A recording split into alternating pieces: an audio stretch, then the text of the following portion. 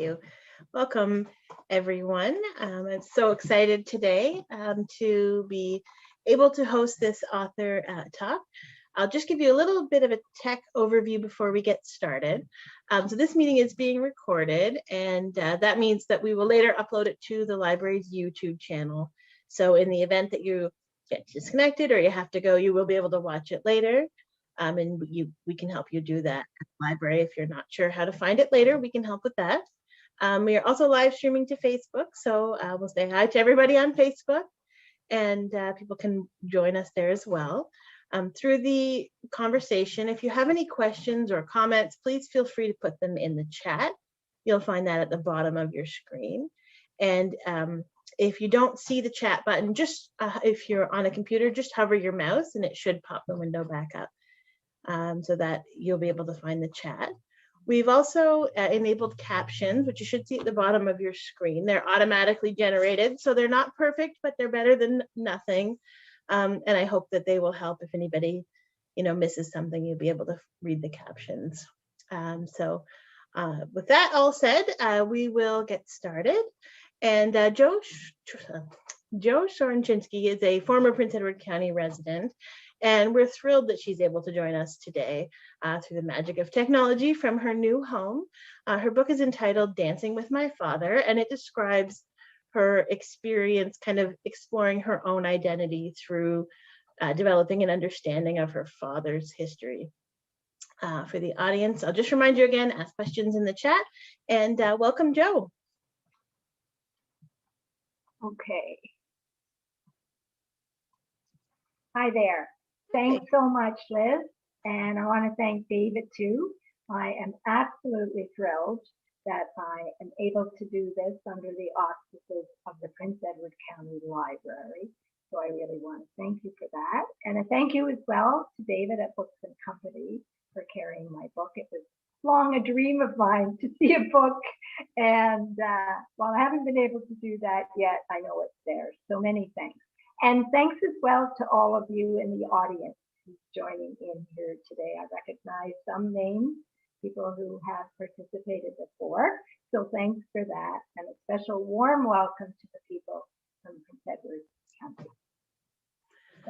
We're very excited, and I think if you're going to be in a bookstore, Books and Company is maybe the prettiest bookstore you can be in, so that's excellent. Absolutely. So I know the book has a waiting list at our library right now, which it makes me think it's likely that not everybody has read it. For anybody in the audience who hasn't had a chance to pick it up yet, maybe we could start, you could tell us just a little bit about it. Okay, so I grew up, I was born and lived for 7 years in Ireland, and I can't even remember when I really found out what my last name was, which would have been a dead giveaway for anybody except me. And being in Ireland, my mother's name was Noreen Foley. My father was Anne. I always thought his name was Foley as well. We moved to Canada when I was 7, going on 8. And even there, my name wasn't a really big deal. It wasn't until I was about 17 that I began to think there was more to the background. My father's history, he talked very little about Vienna. When he did talk about it, it was always in relation to music, art, food, architecture. He never said very much about his parents. Whenever I asked about them, he said they were killed in the war. And if I said how, as I did, I was a curious child, he would just say a bomb was dropped on the house, and that was the end of them. If I tried to pursue it beyond that, he would just turn and walk away or just say, that's enough. And that shut me down. So it wasn't really until I was around 17, and I'm still very hard pressed to know what happened, that gave me an inkling that there was not only more to the background, but that it was a Jewish background. And my first summer working at a summer camp, when there must have been more obvious hints. So again, I can't say what it was. I never had a eureka moment. It was always this little things crawling into my brain. Maybe I picked up things as kids do without being able to really know what it all meant. And I just began to suspect the Jewish background. And I came home from camp one summer and I came at it, I thought, quite diplomatically, but it was probably more obtuse than diplomatic. And I started saying things to my father about there being this Jewish counselor that I'd gotten to know. I had to change schools, and she had told me about a very good school in downtown Toronto, and then I was very hesitatingly saying there are a lot of Jewish kids who go there. She says they're very smart. My trump card with him was always music. And so I said that I thought she said they were very musical. When he didn't respond to that, I figured, well, that's it.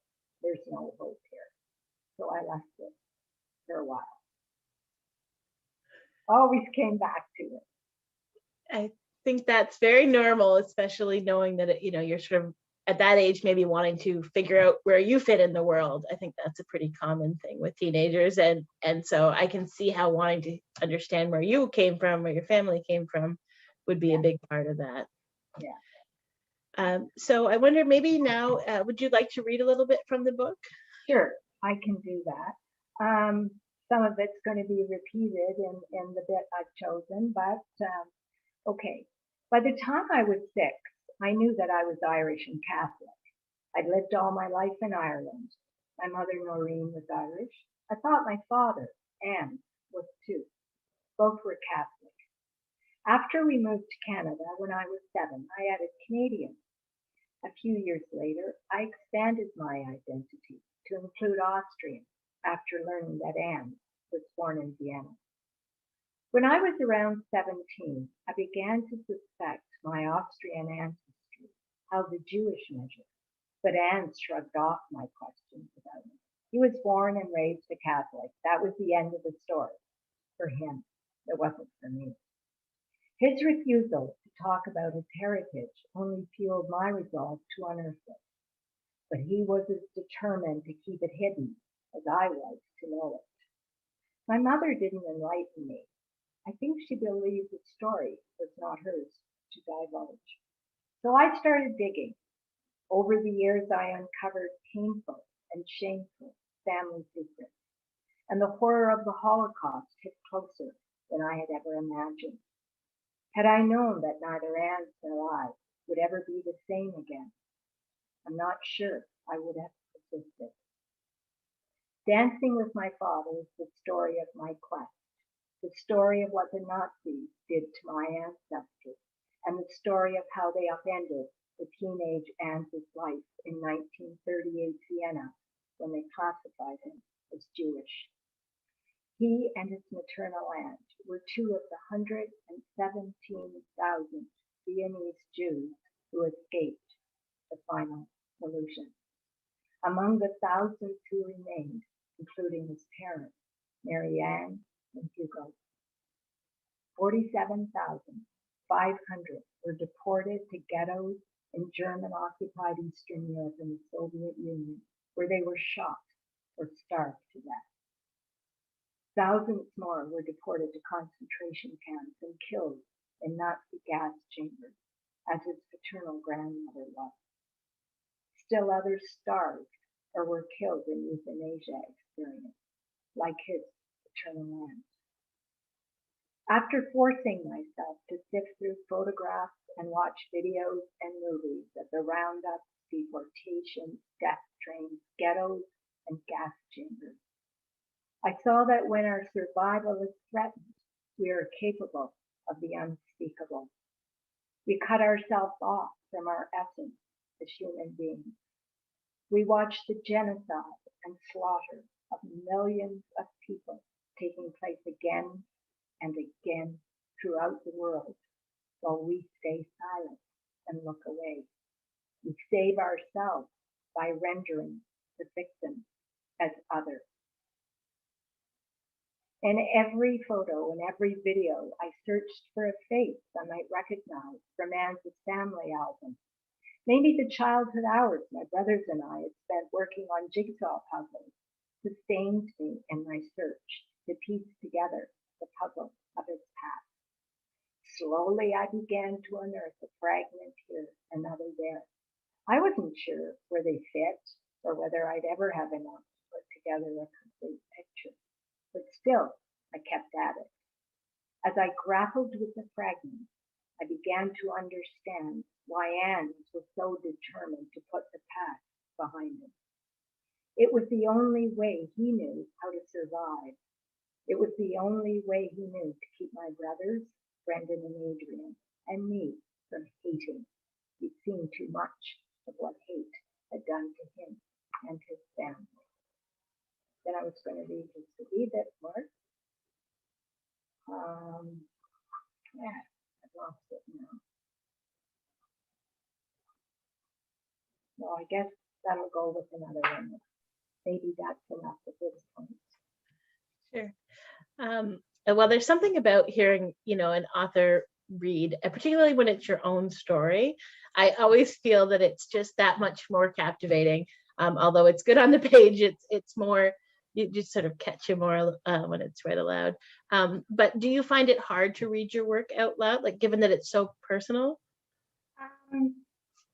It's interesting. When I read to practice, I somehow still can't stop crying when I read hard passages. So I've stopped reading those because it's very difficult. But I find too that I separate somehow myself as the writer from myself as the reader.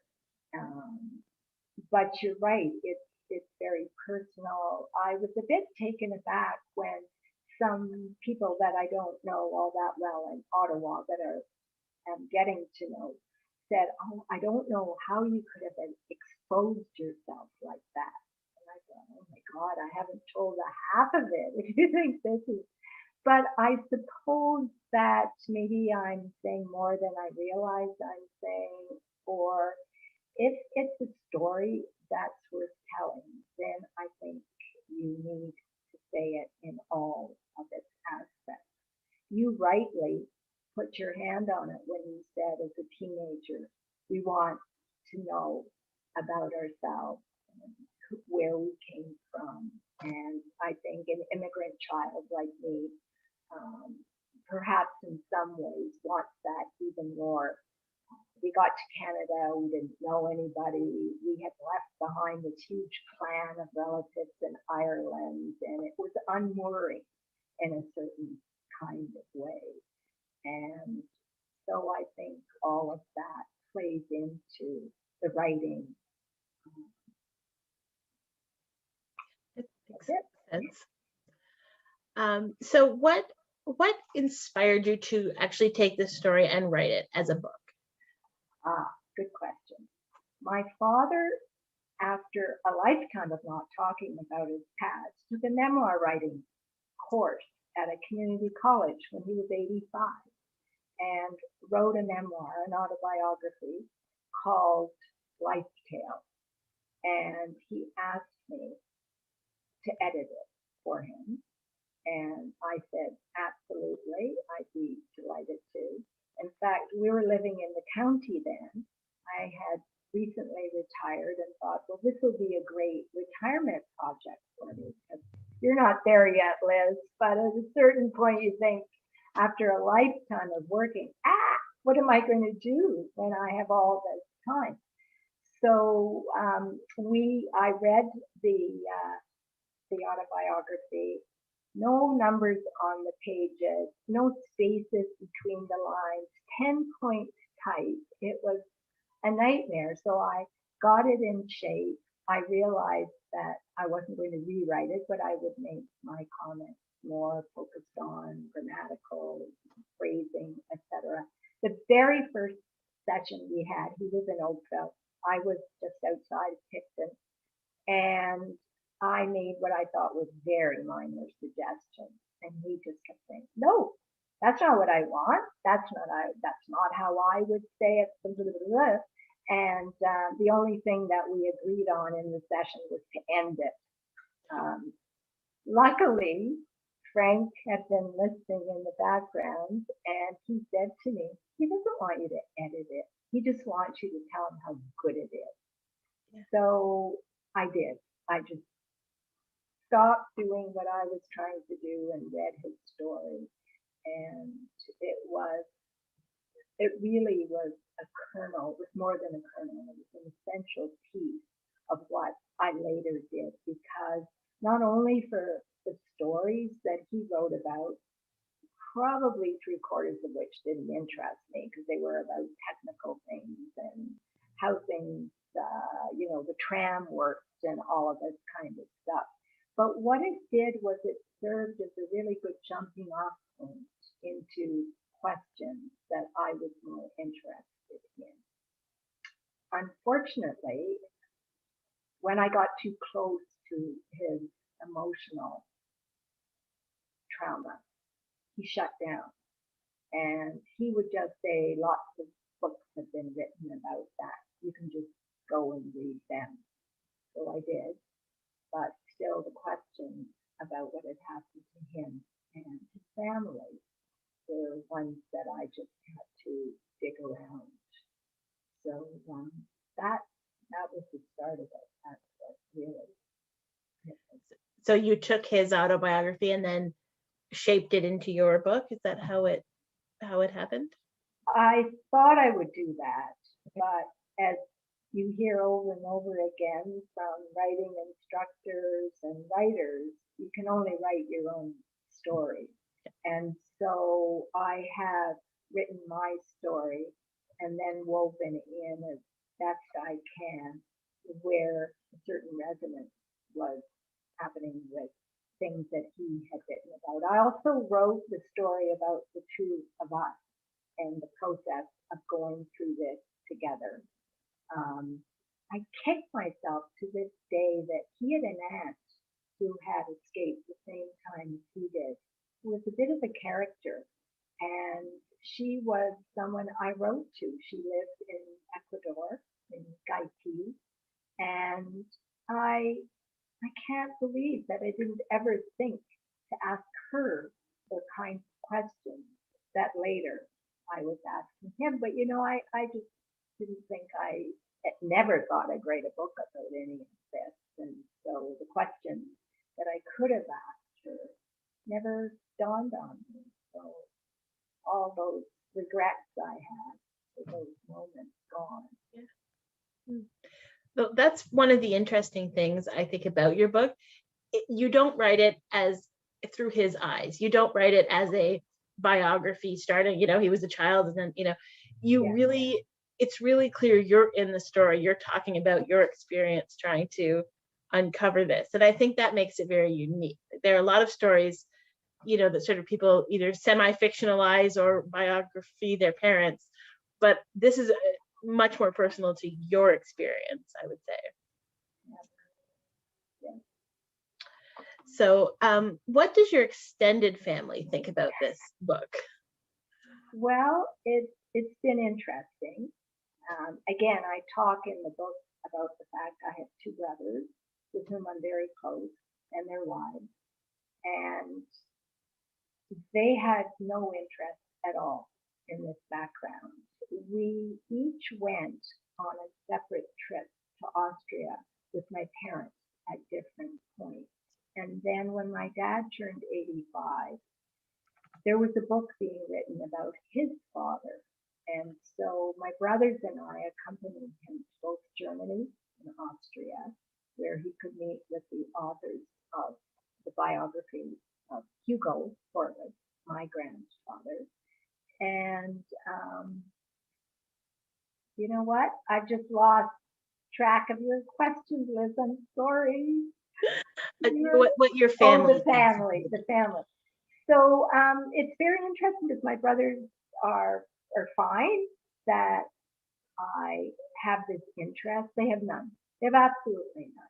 So that was one of the other revelations about writing this book was we grew up in the same home. more or less the same kind of influences. They have no interest in any of this. And we were in Hamburg as part of this trip, and the three of us were by ourselves. And I asked them if they ever felt Jewish. No. Okay, do you ever feel even partly Jewish, maybe a sense of it in your life? No, they don't. And they knew I do. I said it anyway. I call it my coming out to my family. And I said to them that partly I feel that our grandparents died because they were Jews. Relatives that we didn't know but were part of that family died. And I feel I somehow owe it to them to acknowledge that and to talk about it. And when I said this, the girls went, oh, okay, on to the next. So what they do appreciate, though, is that the book is going to be important to their children and maybe even beyond that. Two of my nephews read it and phoned me very soon after they had finished, saying they could hear my voice when they were reading the book. And another one said that it gave him a lot more insight into, he hero worshipped his granddad, and it just gave him more insights into what a complex person this was. And he had picked up at one point some tensions between my father and me, because I too had gone through a period of hero worship. And but my dad was not an easy man. He was a difficult man, and there were lots of times where we clashed. And my nephew was very critical of me. And so he said, oh man, I really owe you an apology. I didn't realize all of these things. So that was interesting. My brothers and their wives found it painful. They found it difficult. They said there were times where they just cried, and other times where they just had to put the book down and couldn't talk to me about it. But overall, I think they're pretty happy that it's done. Now they're bugging me to write a book about my mother. That was going to be my next question. Thanks a lot. No pressure. Of course, none. But you know, it's interesting because I don't have anything written about her. So I've started working on a questionnaire to my Irish relatives before they all start to die off about their recollections of my mother at different times. And we'll see. We'll see. There's something so special about putting it together in a book. You know, I've through working at the library, and obviously the archives is part of the library, I've been lucky to sit in on the genealogy group a couple of times. And some of these people have done this amazing amount of research in binders and so on. But if you can't somehow make it understandable to people, you can't make it a story. It's really sometimes hard to get your family to dig into it. I've seen people say, well, I've got all these amazing photos of my family, but nobody else cares about it. Yeah. And I think putting it in a book the way you have, it really makes it something that anybody can read and get a sense of your history. I hope so. Yeah. I think so. And certainly, other people, obviously, it's not just your family that's read it. It's been very well received. I can tell by the wait list at our library that people are waiting, and interested in the story. Have you heard from many people who have read it so far? Yeah, it's been amazing. I've got like over 100 people who've written to me. And one of the things that I really treasure about it is how people are telling me their stories. And one of the things they said that just an ordinary person like me writing has given them a sense of, well, I could do this. And I really encourage people to do that. I think that I started wondering at a certain point, why is this huge explosion of memoirs? And it came to me that we're partly a generation that's lived as long as we have. Certainly I'm talking about the Western world, North America, that we're healthy, we've retired, we have people of my generation, a lot of us have pensions and don't have to scramble to keep body and soul together. And I think it's that we're also a nation here in Canada of immigrants. We've all come from somewhere else, with the exception of Indigenous people who are also writing a lot about Mhm. their past. So I think it's a unique moment in our history where all of these converge and we're able to look at things. We're very literate for the most part. I'm making these gross rational generalizations, but things have come together in a certain way.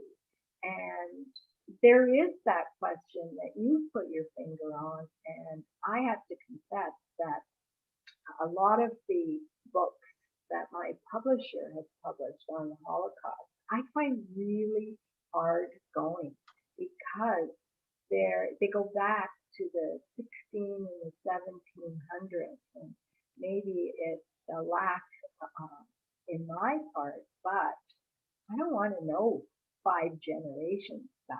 I want to know closer and the influences that might have had an impact on me.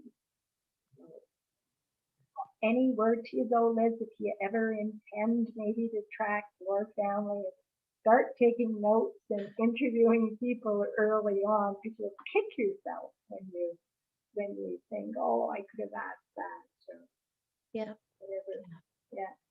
Yeah, that's a big part of it. And I think maybe you can comment on this theory, but it feels like the generation that lived it, I think it's understandable why they wouldn't want to write about it and why they wouldn't want to tell these stories, Yeah. because it's just so traumatic.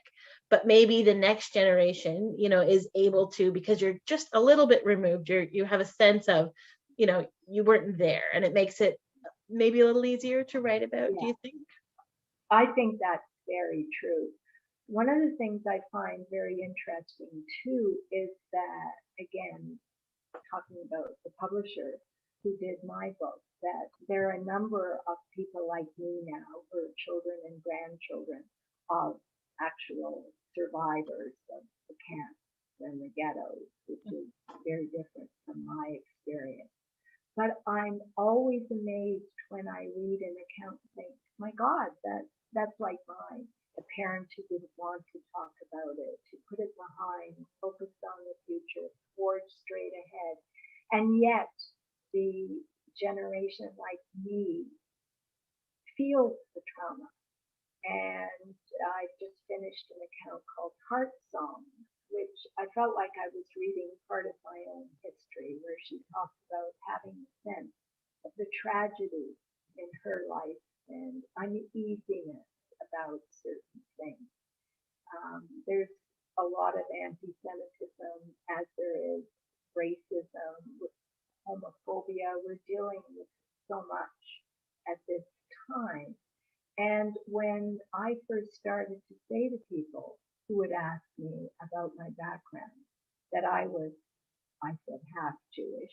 My dad would go nuts whenever I said that. But I felt a certain hesitancy because I was waiting for some sort of a reaction. I never knew quite what it would be. Sometimes it was overtly, I'm out of here. I don't want anything more to do with this person. And it opened my eyes to a lot of things. I remember as a maybe 17, 18-year old getting into an argument with my dad in which I said, another Holocaust will never happen. The world wouldn't stand by and let that happen again. He just shook his head and said, oh, you've got so much to learn. And don't I live that every day? I find it almost impossible listening to the news about what's happening with the refugees in Syria and Afghanistan. Canada does not have a proud record when it came to Jews.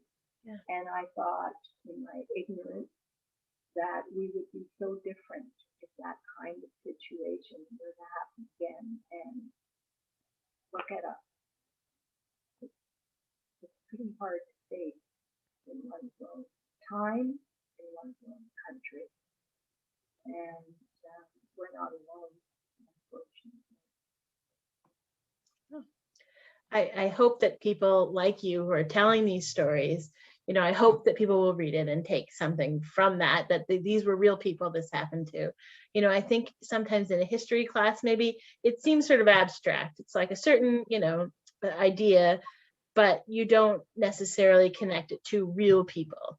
Did you find that when you suddenly realized this was your family that you would hear about in history books, this was your history, did that change the way you read books about the Holocaust? Yeah, yeah, it did.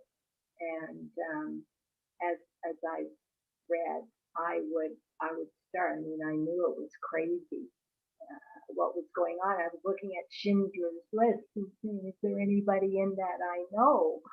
How crazy is that?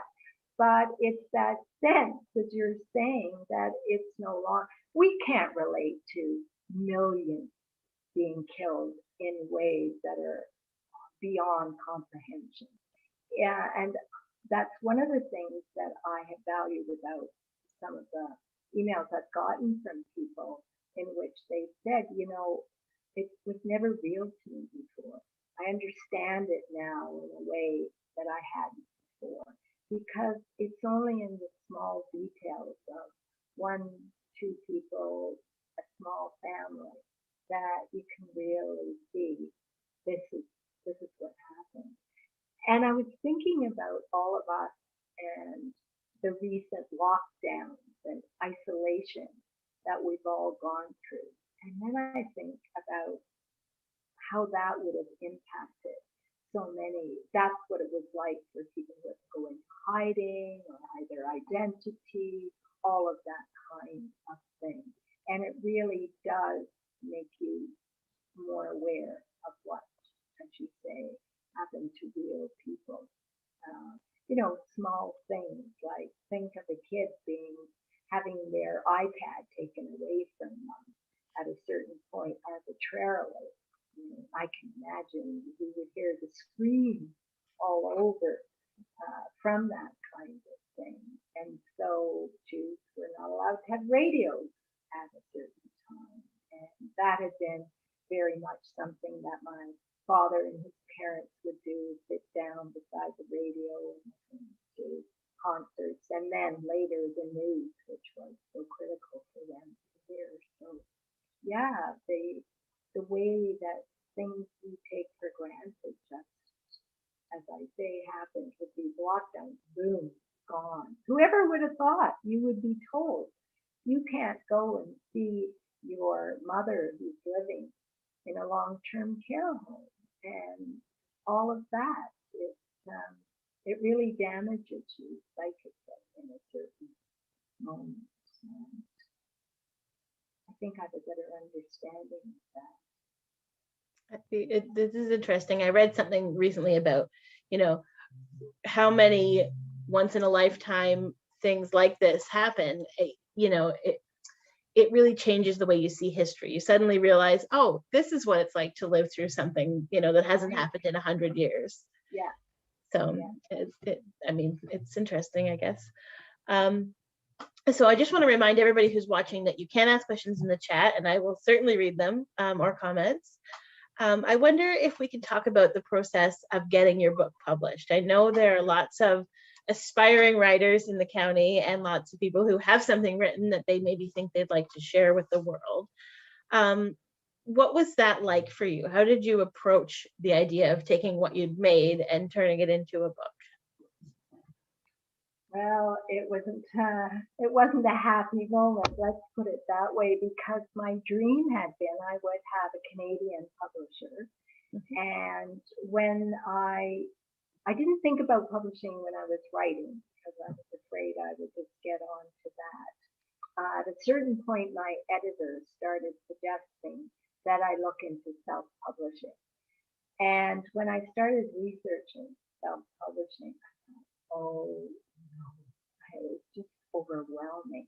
And it's also that the skills one has as a writer are not the skills one necessarily has as, as a promoter and hustler and blah, blah, blah, blah, all of that stuff that you have to do.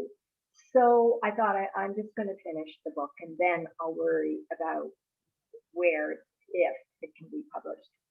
So I started going online and going to all of the Canadian publishers and the same story over and over again, not accepting unsolicited manuscripts. I thought, well, how do you get published if you already haven't been?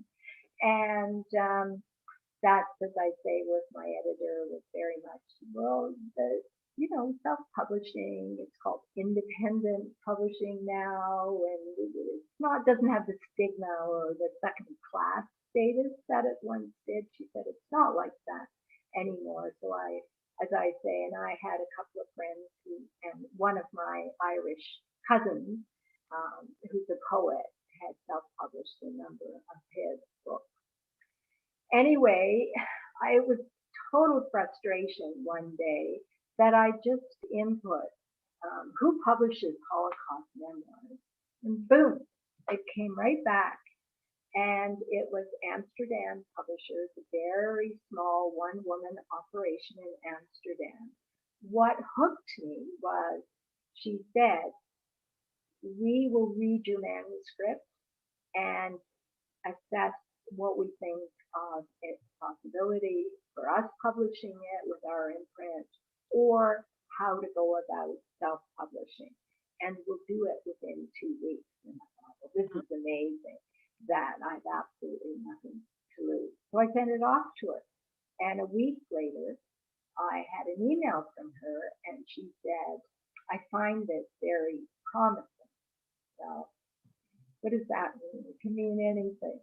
So I thought, well, at least it's not, forget it. So then I wrote back and said, well, I'm not sure what you mean by promising. She said, well, why don't we do a Zoom call? So that happened 10 days after I had sent it in.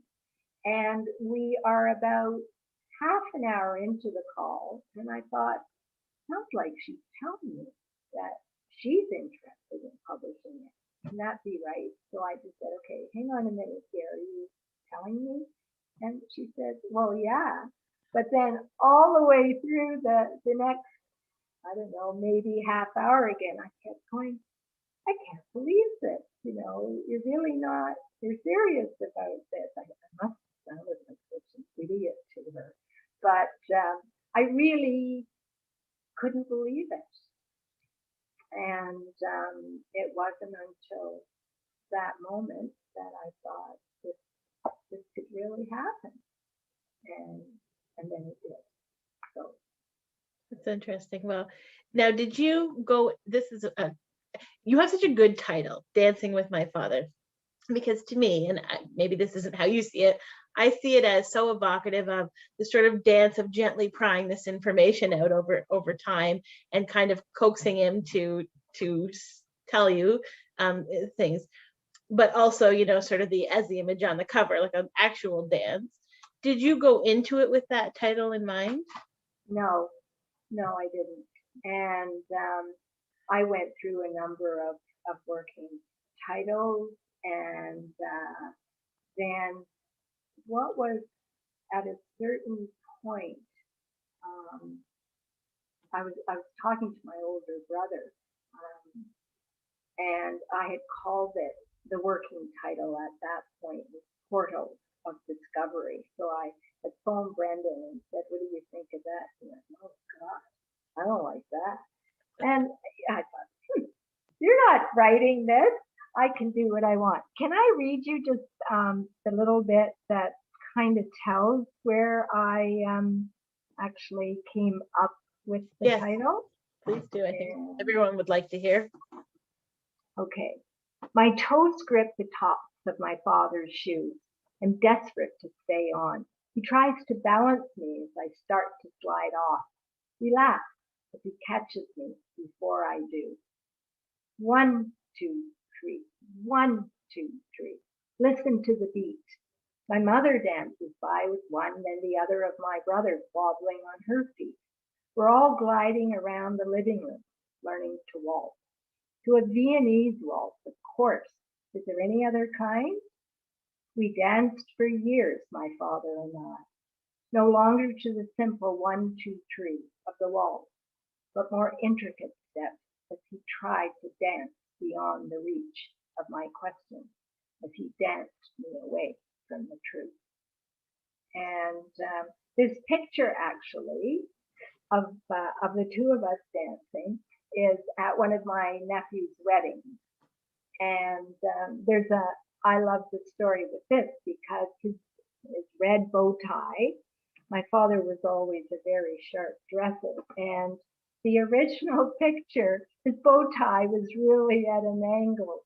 And every time he'd look at the photograph, because my nephew and niece had given him a picture of this, he hated it because all he saw was his bow tie. So my stepdaughter, Christine, actually made the cover happen. And when she was showing me what she could do, I looked at it and said, oh, Christine, if only the bow tie. And she said, I can fix that. And she did.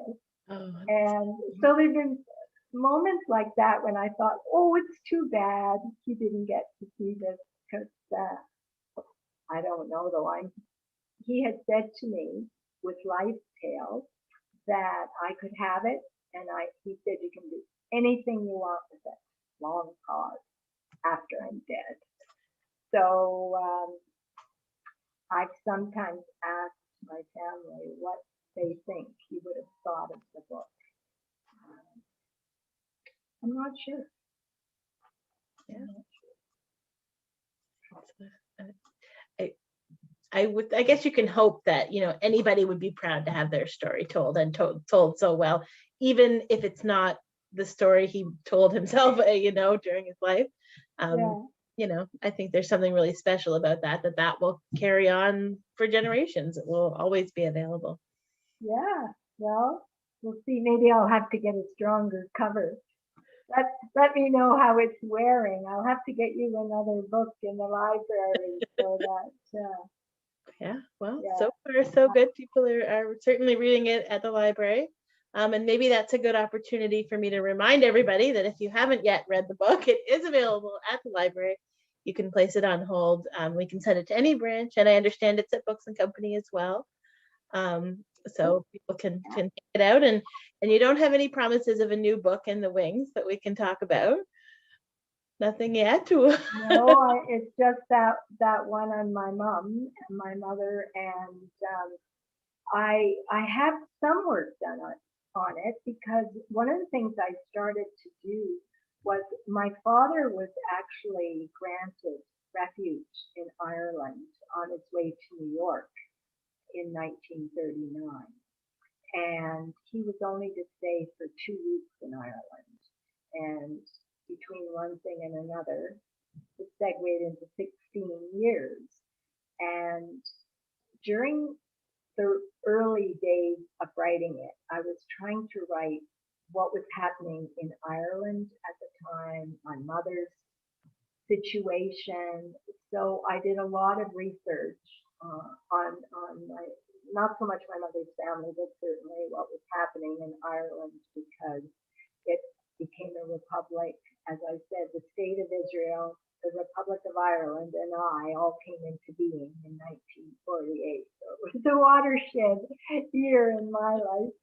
And I was talking about the IRA and some of the things that were going on with it, and my mother, and some of the divisions in our Irish family over supported the IRA and others who didn't, and blah, blah, blah, all of that. And my editor just said, oh my God, no, you can't do this. That's a whole other book there.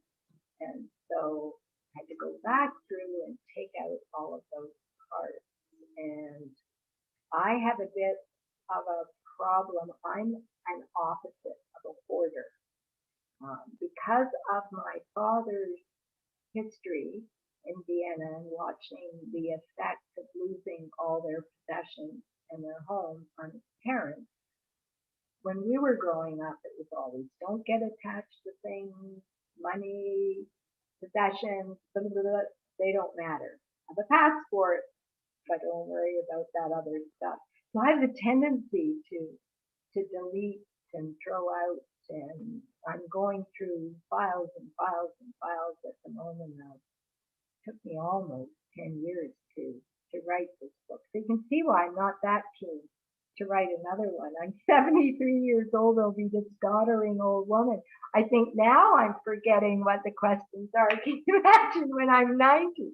I'll be, what was that again? So either I have to learn to write a lot faster, or maybe it's the project that I can half finish and pass on to somebody in the family. But Either way, if it does come to be, please let us know, because we'd love to have you back and chat about that book. And it's, you know, so interesting. So thank you so much for joining us. And thanks everybody in the audience. It's just been so interesting to talk to you. And yeah, just remind everyone again to get the book and give it a read. Thanks, Liz. Thank you, David, and thanks to everybody in the audience. Bye. Thank you very much.